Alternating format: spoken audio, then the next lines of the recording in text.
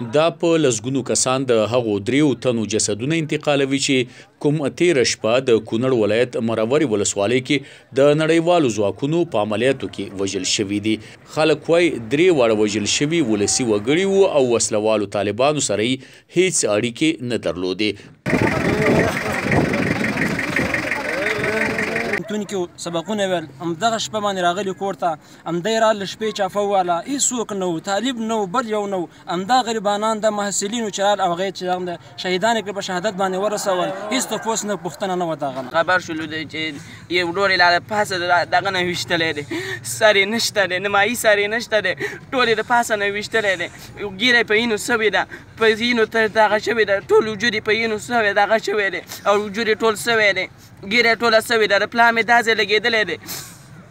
موږ خو هېڅ هم نشتو 3-4 ورونه پاتې شولو موږ څه شی پاتې شولو په کور کې.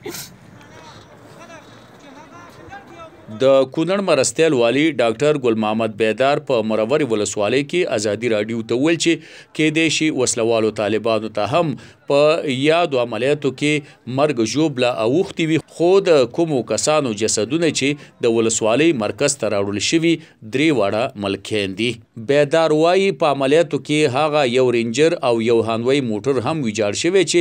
کوم 2 کاله وړاندې له افغان ځواکونو طالبانو نیولي وو. چې د خلکو په منځ کې اوسېږي او د هغوی تارګټ دښمن و داسې په څنګ کې ورسره 3 نفر ملکي هم وژل شوي دي. نو په دې ده چې تلفات ملکي ته موږ کوشش کوو چې ملکي تلفات باید وژغورل شي باید نه وي خو په دغه کې متاسفانه څه شوي دي خدای دې دوی ته جنت فردوس ورکړي.